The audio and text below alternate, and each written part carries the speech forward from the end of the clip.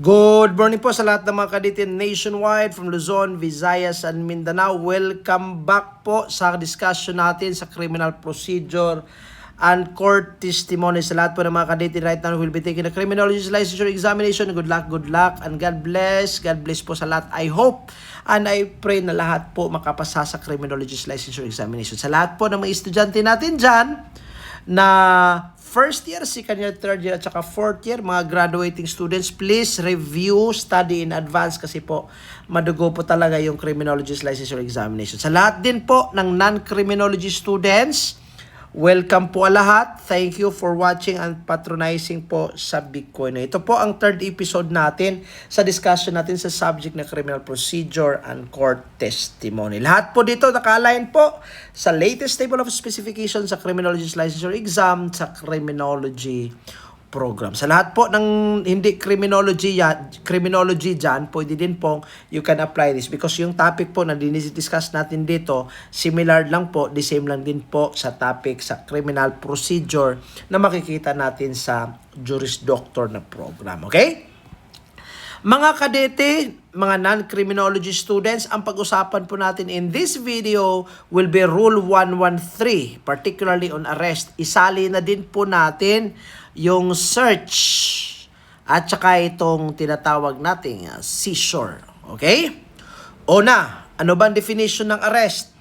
Very easy.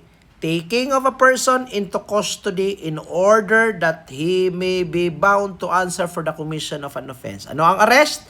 Dalhin yung isang tao. Taking of a person, saan siya dadalhin? Doon sa kustodiya. Anong kustodiya? Philippine National Police or NBI or any law enforcement body. Dalhin siya doon. Ano ang purpose of the taking? The purpose is very easy. In order that he may be obligated. Ibig sabihin ng may be bound, obligado siyang sagutin niya yung akusasyon in relation to the commission of an offense. Bakit po ilagay siya sa kustodiya? Para obligado siya sagutin yung akusasyon laban sa kanya. Kung siya ba ang nag-commit ng krimen o hindi.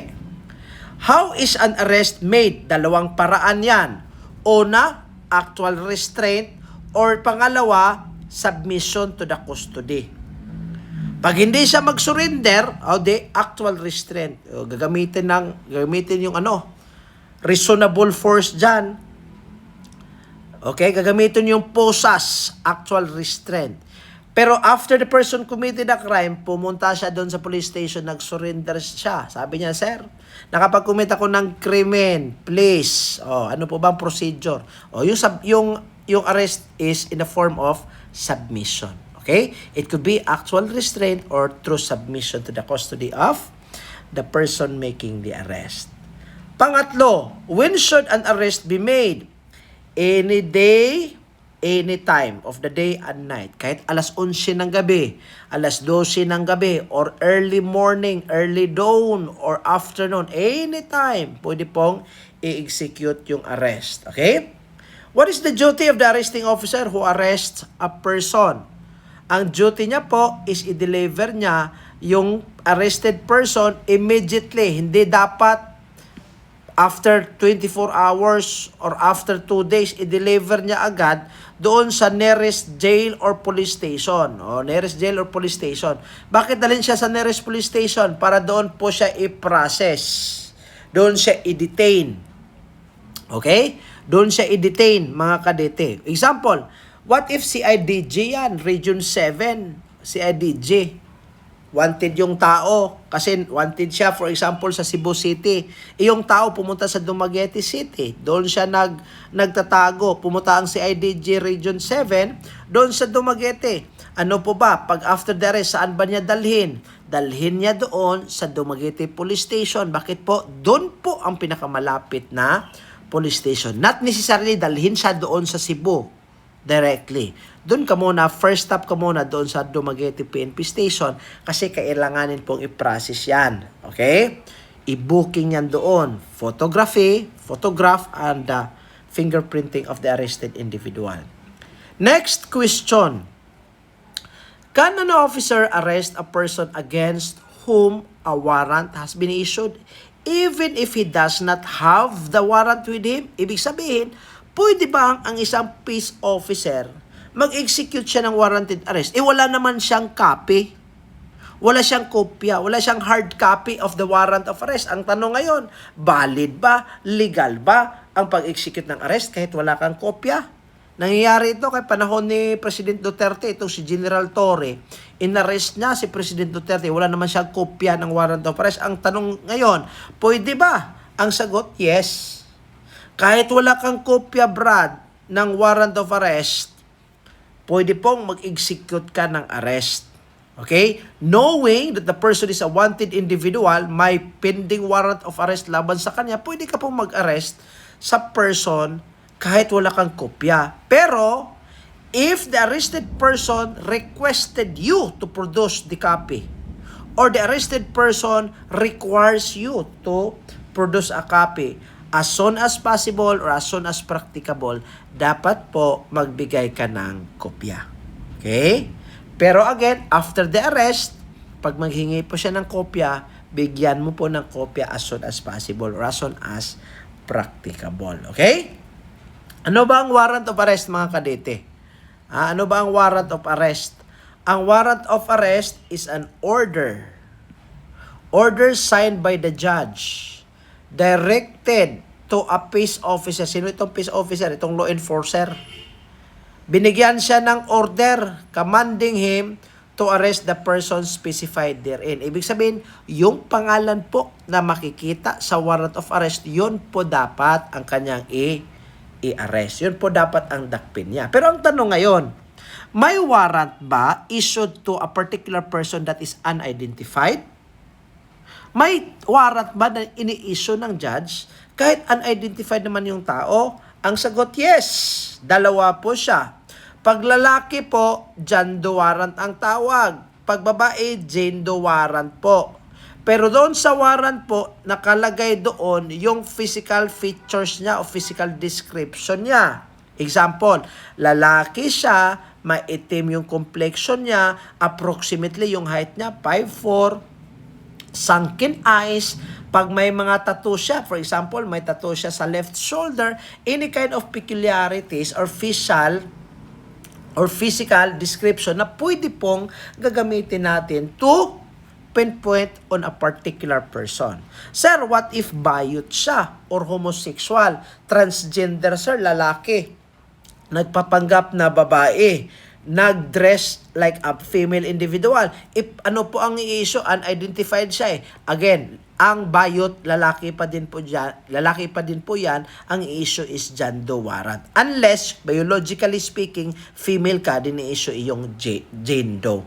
Pero, ang pagkakaiba lang po dito is just the name. Jane Doe pag babae siya, John Doe pag lalaki. Okay? Sunod. Within what period must a warrant of arrest be served? Okay? Ano ba ang reglementary period na ang warrant of arrest dapat i-execute? Ang sagot po, mga kadete, wala po tayong limitasyon. Walang time period. Maging valid po ang warrant of arrest unless it has already been lifted or quashed or nullified. Pag naka-nullified na po siya, invalid na yan. Pag na-quash na yan, invalid na yan. Pag lifted na yan, invalid na yan. Pag effected na yan, invalid na din po. Okay? For example, let us say, ang subject of the warrant of arrest is si Juan de la Cruz. Na-issue yung warrant of arrest by a competent judge. Ikaw yung nag-execute. You successfully executed the warranted arrest. Inadakip si Juan de la Cruz. Nadakip siya. Tapos, kalaunan, unfortunately, nakapag-escape siya sa kustodiya ng PNP o naka-escape siya sa lock-up jail. Ang tanong ngayon, pagdakpin mo si Juan de la Cruz, kailanganin pa ba yung warrant of arrest laban sa kanya? Hindi na, Brad. Okay, kasi nga po, tapos na eh. Ano na yun eh, yung warrant of arrest na yun, hindi na po yun valid kasi effected na eh. Nagamit mo na. Okay? Pero, ano ang gagawin? Si Juan de la Cruz, i-arrest ba? The answer is yes. within the grounds of warrantless arrest. Pag warrantless arrest kasi, tatlo po yung grounds po natin, di ba? Una, yung in flagrante delicto arrest. Pangalawa, yung tinatawag nating hot pursuit arrest. Yung pangatlo, yung tinatawag nating arrest on an escaped prisoner. Papasok siya on the last type of arrest. Pag-usapan natin yan later on kung ano ba itong mga basehan na ito. Okay? Again, the point here is wala po tayong limitation as regards to the time. The head of the office to whom the warrant was delivered must cause it to be executed within 10 days from its receipt, and the officer to whom it is assigned for execution must make a report to the judge who issued it within 10 days from the expiration of the period. Ibig sabihin mga kadete, pag ang warrant of arrest na receive mo June 1, okay, bibigyan ka up until June 11 na mag-execute ng warrant. Pag hindi mo siya na successfully execute, bibigyan ka ng another 10 days from June 11 or dito ka na sa June 12 papuntang June 24. Yan po ang 10 days. Another 10 days po na dapat gagawa ka ng report, isubmit mo doon sa judge na nag-issue ng warrant of arrest para i-explain mo doon kung ano yung rason bakit po hindi mo na-execute yung arrest. Okay? Pag na-execute mo, gagawa ka pa din po ng report doon sa issuing judge. Okay? State mo yung rason ha pag failure yung warranted arrest. Okay? Next, a peace officer or private person may arrest without a warrant. Okay, ito na po. Tinatawag din po itong warrantless arrest or citizen's arrest. Bakit tinatawag siyang citizen's arrest? Kasi nga po, pwede kahit ordinaryong mamamayan, pwede din po siyang, or ordinaryong miyembro ng komunidad, pwede siyang ma-execute ng arrest. Okay? Kaya tinatawag itong warrantless arrest kasi walang warrant, then pwede din po ang ordinary citizen na makapag-execute. Okay? Una, itong tinatawag nating in flagrante delicto arrest. Okay? Pangalawa, itong tinatawag nating hot pursuit arrest. Ito naman, ito yung tinatawag nating arrest on escape prisoner. Tatlo lang yan mga kadete. Okay? Una, tinatawag sa in flagrante delicto arrest. Okay? Ano ba ito? When in his presence, the person to be arrested has committed, is actually committing, or is about to commit an offense. Okay? Now, notice na may mga highlighted words po dyan. Una, dapat present ka. Physically present ka, andun ka sa crime scene. And then, while andun ka sa crime scene, the person to be arrested has committed, kakatapos lang siya nag-commit ng krimen, or hindi pa siya natapos, actually committing pa lang, or about, nag-attempt pa lang siya to commit an offense. Present ka, pwede mo pong i-arrest yung tao kahit wala kang warrant. Ang tawag doon, in flagrante delicto arrest. Dapat, andyan yung elements ha. Una, dapat present ka. Pangalawa, yung tao na i-arrest mo, committed, is actually committing, or is about to commit an offense. Okay? Sunod, when the offense has just been committed, and he has probable cause, based on the personal knowledge of facts and circumstances, that the person to be arrested has committed it. Dito, you are not present at the crime scene. Wala ka sa crime scene. But somebody made a report. Nag-report sa'yo, Sir, binaril si Pedro. Ang bumaril sa Juan de la Cruz. Tapos, siguro nakita mo, may video pa pinatay si Pedro by Juan de la Cruz. And based on the pieces of evidence, talagang nagkakaroon ka na ng probable cause. Ano ang probable cause? Ito yung mga facts, circumstances na magpapatunay ng isang tao na kapag-commit ng krimen, and that this person might be probably guilty thereof. Natural. Pag nakakita ka ng CCTV footage, nakita ka ng video of persons killing somebody, will it create a probable cause? Natural, yes. Pero wala ka sa crime scene eh. So ano ang gagawin? You pursue the criminal. Okay? Habulin mo yung criminal kung saan man siyang lupalop ng daigdig. Hanapin mo. Okay? Pero huwag kalimutan mga kadete, sa hot pursuit arrest, kailanganin yung principle of immediacy dito. Ano yung principle of immediacy? Dapat immediate, dapat agad-agaran yung pag-arrest ng isang tao. Okay? Ibig sabihin, ang principle of immediacy po nagsasabi na pag hot pursuit arrest yan, dapat 24 hours mo po i-execute yung arrest. Or ibig sabihin, maging valid lang po siya pag executed within the day. 24 hours siya. For example, nangyari yung krimen alas 7 ng umaga, Lunes, nadakip mo siya alas 7 ng gabi. Ang tanong ngayon, within 24 hours ka pa ba? The answer is yes. Valid ba yung arrest? The answer is yes. Pero pag na-arrest mo siya, after 2 days na, ay natural, hindi na po valid yun. Except ha, ganito, sa lahat ng magtitake ng board examination, makinig po ng maigi ha, except, lumagpas ka ng within the day, lumagpas ka ng 24 hours, pero hindi ka pa nakabalik sa police station. Anong ibig sabihin doon? For example, ang subject for hot pursuit arrest, si Juan de la Cruz. Nagpursu kayo against Juan de la Cruz, pumunta kayo sa bukid, naglakad kayo doon para sundin, hanapin si Juan de la Cruz. Na-arrest kayo, nagpumunta kayo doon, nangyari yung krimen, alas 7 ng Lunes. Hinahanap mo si Juan de la Cruz, pumunta ka from 8 o'clock, pumunta ka sa bukid kasi doon siya nagtatago, ina-arrest mo siya, kinabukasan na, Martes, alas 8 ng umaga, nag-exceed ka na sa 24 hours, hindi na po within the day. Pero again, kasi continuous yung operation ninyo, hindi pa kayo nakabalik sa police station, pasok pa din po yan sa principle of immediacy.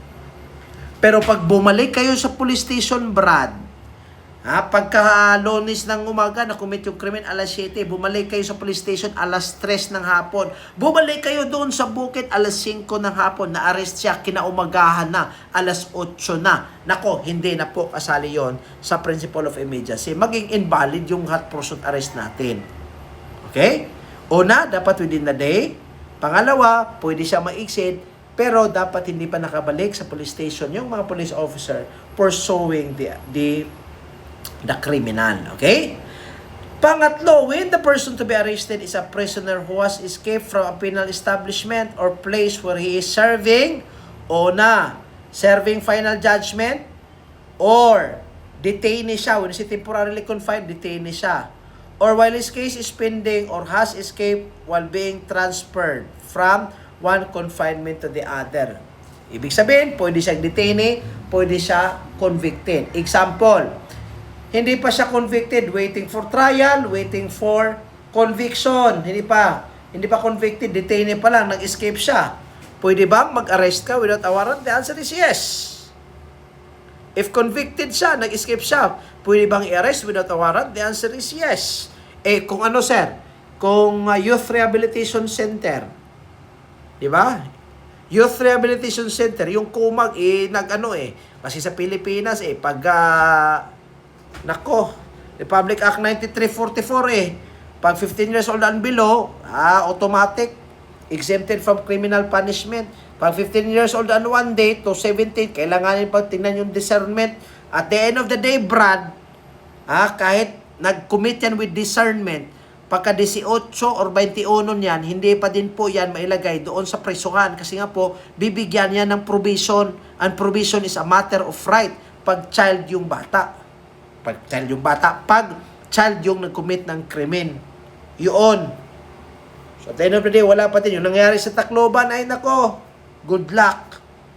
Kahit maging convicted yung 15 years old and 1 day, kahit pa ma-convicted siya, nako, bibigyan na din dyan ng gobyerno ng provision. Pag provision yan, Brad, ay he will be living happily ever after within the community while under the supervision of the probation officer. Wala pa rin mangyari, hindi siya ilagay doon sa prisuhan. Kasi nga, provision is a matter of right eh. Ay nako. Dapat kasi dyan, i-lower. Balik tayo sa 9 years old and below. Pag 9 years old and below, dapat doon ang exemption. Ang daming mga bata ngayon, napaka hard-headed individuals. Nung araw nga walang ang depression noon, di ba? Walang depression noong araw. Binabato kami ng eraser, binabato kami ng chalk. Kahit yung binabato sa amin, pinapaluhod kami ng asin. Pinapaluhod kami doon sa pavement, pinapainitan kami as a sort of punishment. Pinapasulat pa nga kami, 20 pages ng yellow paper na nakalagay doon, I'm very sorry ma'am, I will not do it again. Di ba? Yun ang ginagawa namin. Walang depression noong araw. Mga bata noon, napakapulido in terms of discipline. Anong nangyari ngayon? Di ba? Lower nyo na kasi. I-lower na yan. Age of criminal liability. Kaya dami dito sa Cebu, nagbibenta ng droga. Pinupuntahan ng police officer, hoy, bakit ka nagbenta ng droga? Anong sabi ng bata? Ako sir 13 years old sir. Kinuha yung dokumento sa bulsa. Pagtingin ng police officer, birth certificate, nakalagay doon, 13 years old nga. So, anong gagawin? Within the day, balik sa pamilya pa din yan. Okay? Yon. Kaya ang dami nag-exploit sa batas na yan Alright? So, yon. Punta tayo sa search warrant, mga kadets. Search warrant, an order in writing issued in the name of the people of the Philippine Islands, signed by the judge or justice of the peace and directed to a peace officer pa din po, commanding him to search for the personal property and bring it before the court. Pero, sa search warrant doon naka-specify, naka-indicate, naka-describe kung ano po yung items that needs to be seized. Items that need to be seized and will be confiscated. Okay? Doon nakalagay. Pag firearms, firearms yun. Okay? Just like arrest, may tinatawag din po tayong search without a warrant or warrantless search. Okay? Isa-isahin po natin mga kadete Okay? A person lawfully arrested may be searched for dangerous weapons or anything which may have been used or constitute proof in the commission of an offense without a search warrant. The arrest must proceed from the search and in general sense, the process cannot be reversed. Okay? Except on the existence of a probable cause. Isa-isahin po natin. Under this one, ito po yung tinatawag nating warrantless search incident to a warrantless or to a warrantless search incidental to a valid or legal arrest. Okay, ibig sabihin warranted or hindi siya warranted basta legal yung arrest. After the person has been warranted, was been subject for warranted arrest. I'm sorry, I'm confusing myself. Ibig sabihin, if the person is arrested without a warrant or with a warrant, the search that will follow therefrom shall be considered as warrantless search. Okay?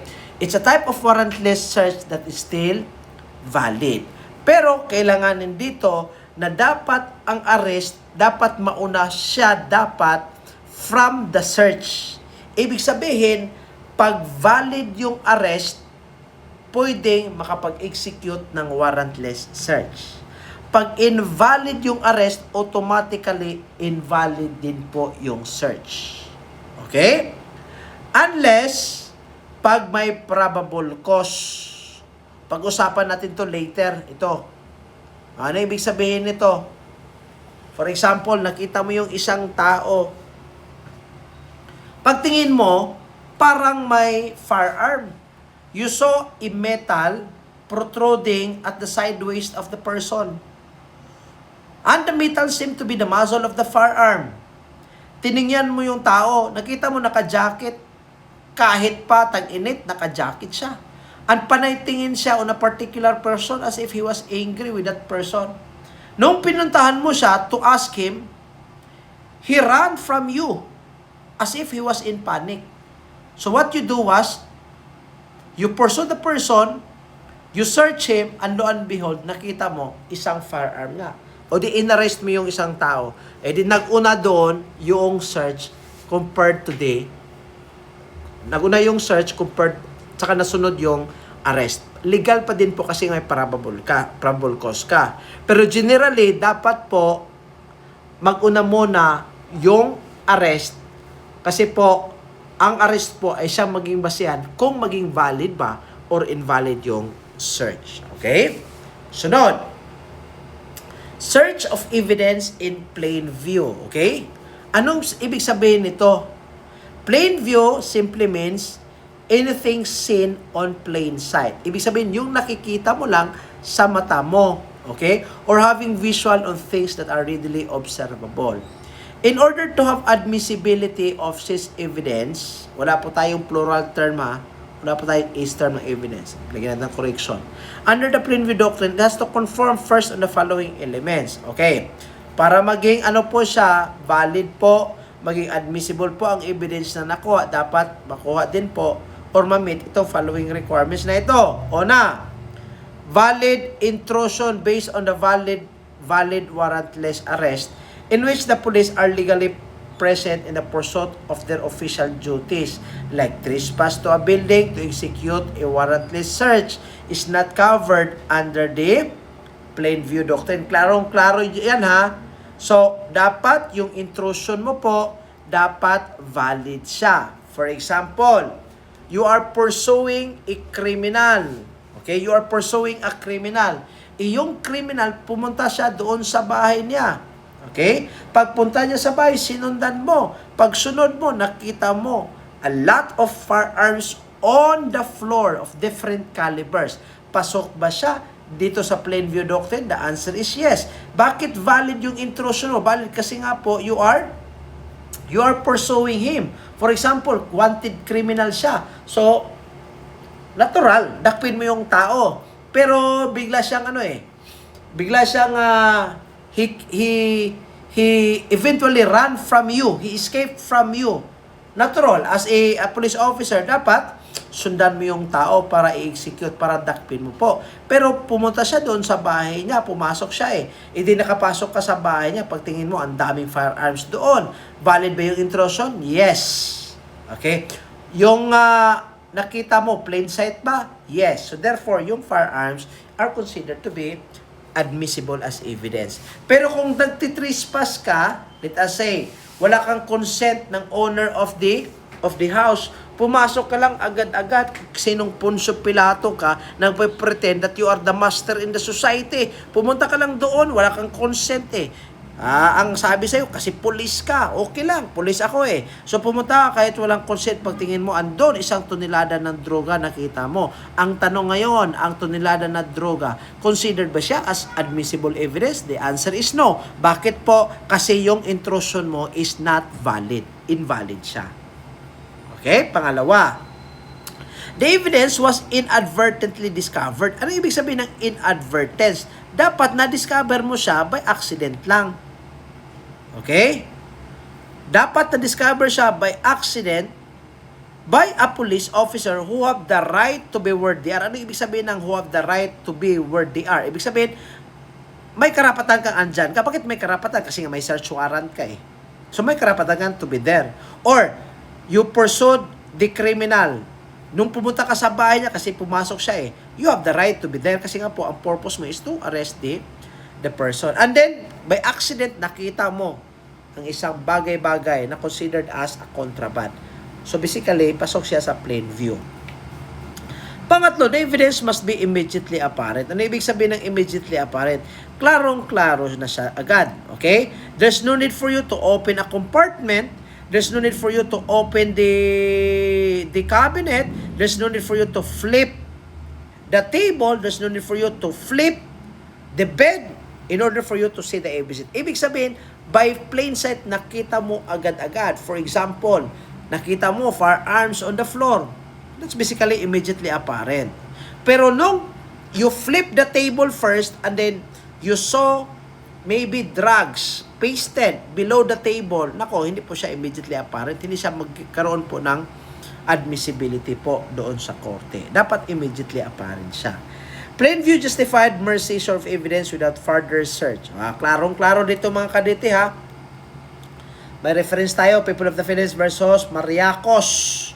Plain view justified mere seizure of evidence without further search. Ano sabihin nito? Ang plain view daw, valid siya, okay siya, pasok siya.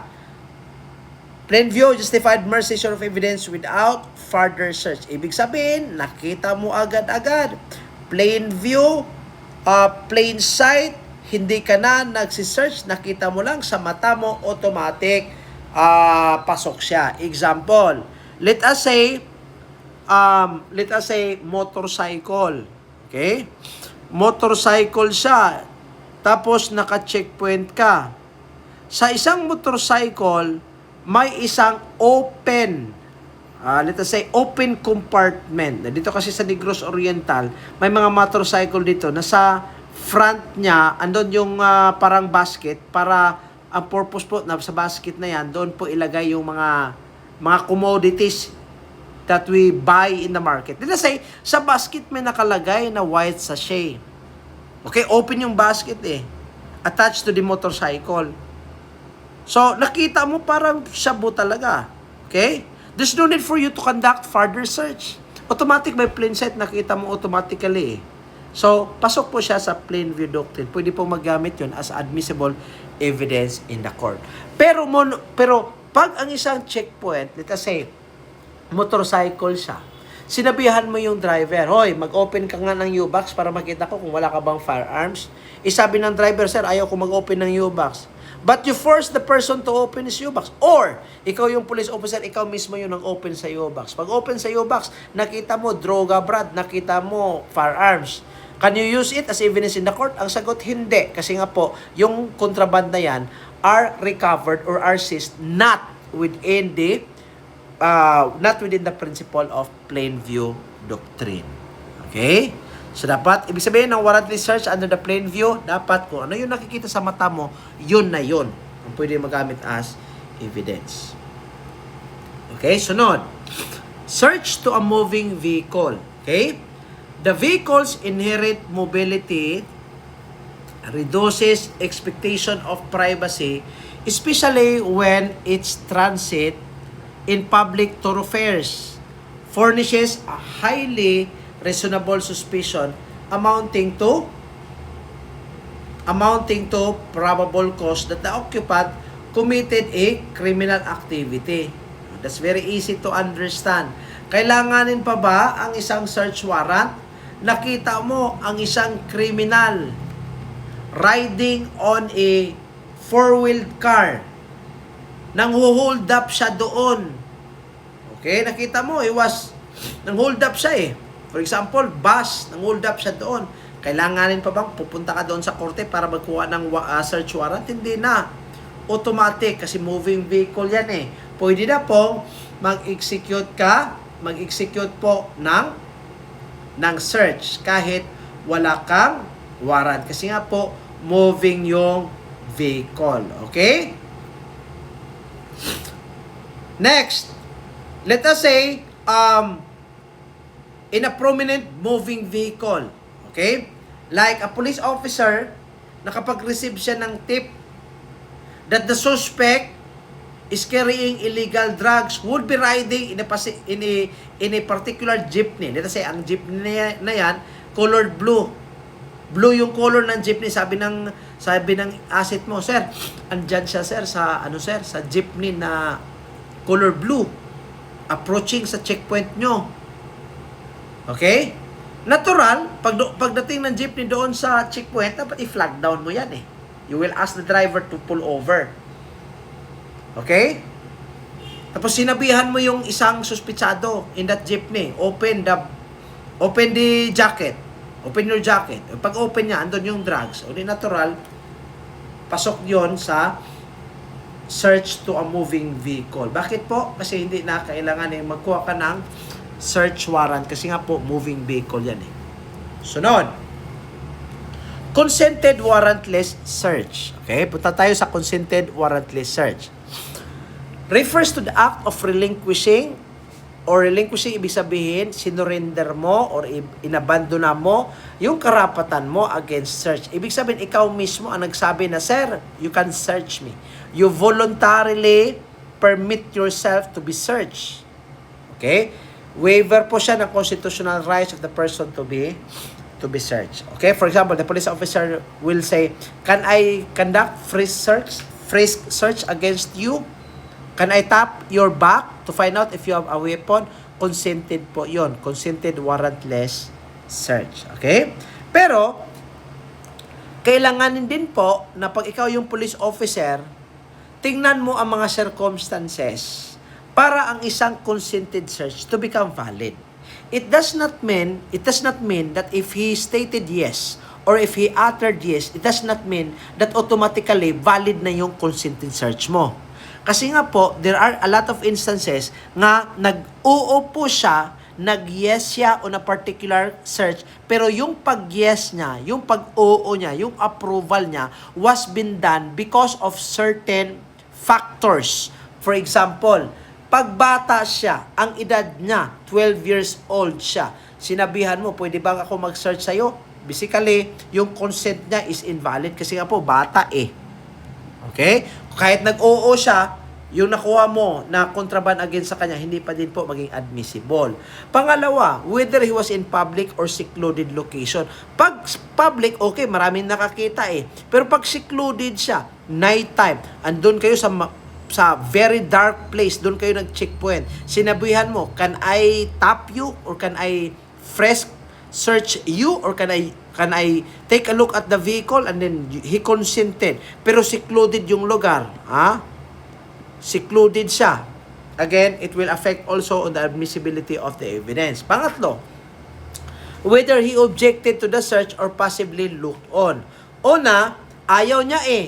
But then again, you search, invalid siya. Or sinabihan mo, "Can I do frisk search against you?" He just looked to you, he does not say, or maybe awkward yung pag-nod niya. Okay, awkward. Basically, it means na hindi po talaga voluntary yung consent niya. Next, education and intelligence of the defendant. Education niya, no read, no write, illiterate, takot na takot sa police officer Or yung intelligence niya, siya, lunatic siya or feeble-minded siya. Kahit hindi po pwede yon. The presence of coercive police procedures. For example, di ba, sa mga police natin dyan you shouted against the driver. You raise your voice against the driver. Open your U-box. Or parang nagagalit ka pag nakita mo yung isang driver, pinagalitan mo, wala namang kasalanan yan eh. Ang stricto-stricto mo, ang OA mo, Brad, sa trabaho mo, Brad, to be honest with you, napaka-OA mo, pa stricto-stricto ka pa dyan, ka pa naman, yung sweldo mo, puro lang, yung remaining amount from the loan. Ka, Brad, ka, servant of the community. Ibig sabihin ng servant of the community, dapat you have to be humble. It's the taxpayers' money that pays for your salary and compensation. Lahat ng mga bonuses mo, taxpayer salary yan. Pag ka pa, stricto ka Ang taas-taas ng boses mo Open your U-box. Parang galit na galit ang isang police officer. Natural. Especially pag isang tao nanggaling sa bukid, nakatira sa bukid, takot na takot. Maging consented, pero yung evidence dyan, hindi magagamit.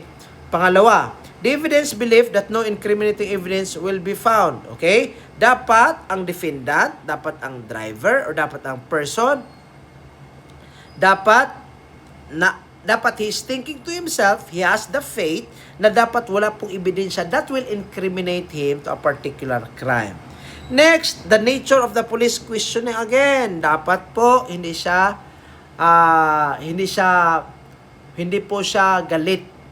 Dapat po normal tone. Okay?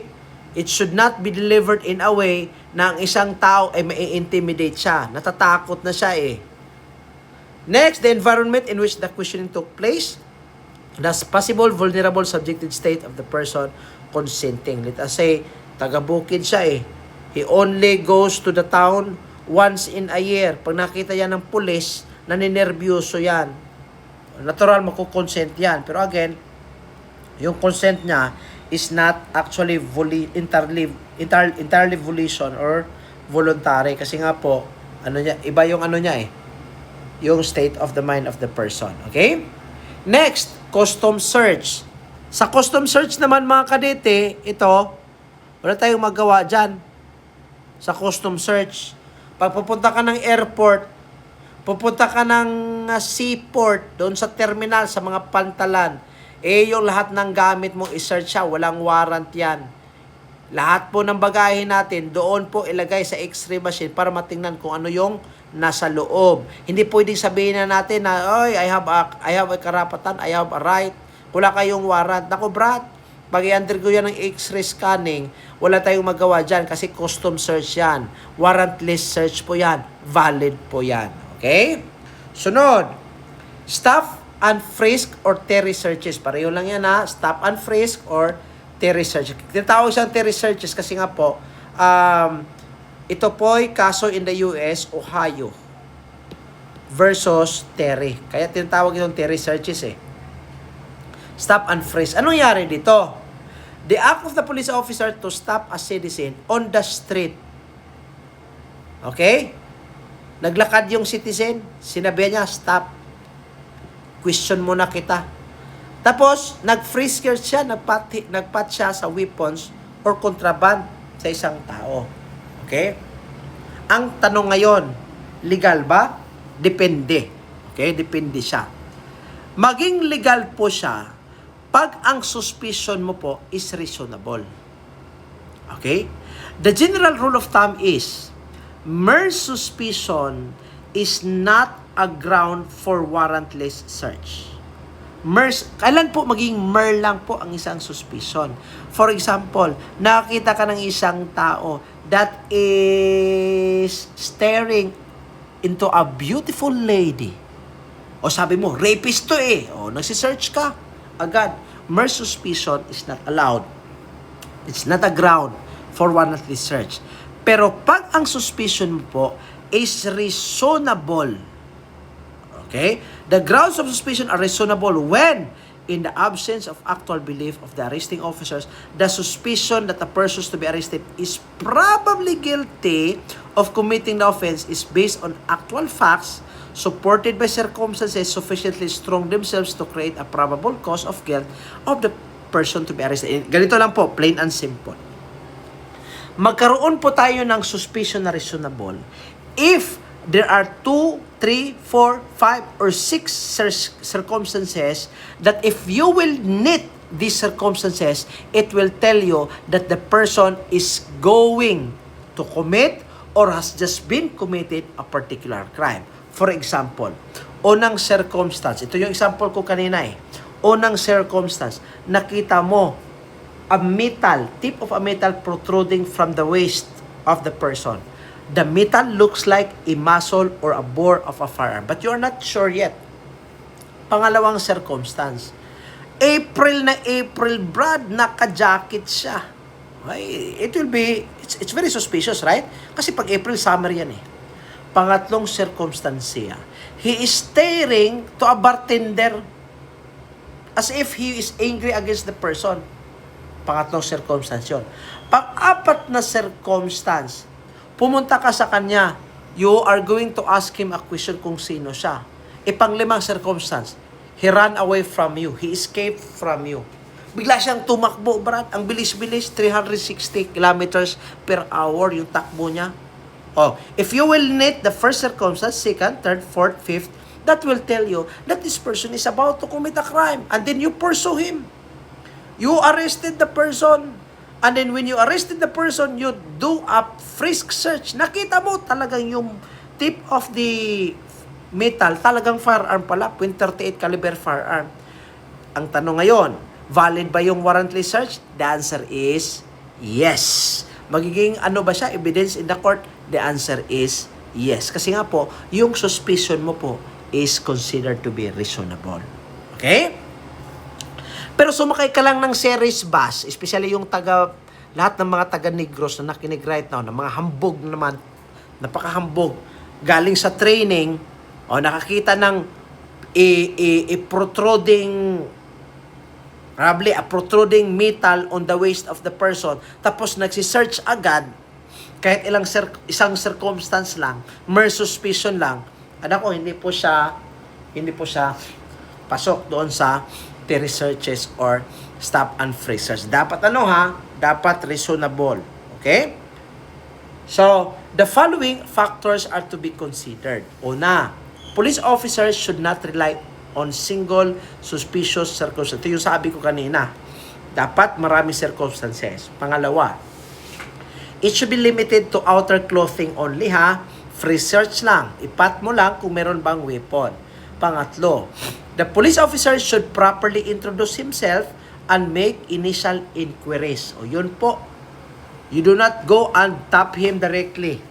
Ano ang requirement dito? I-introduce mo muna ang sarili mo. Okay?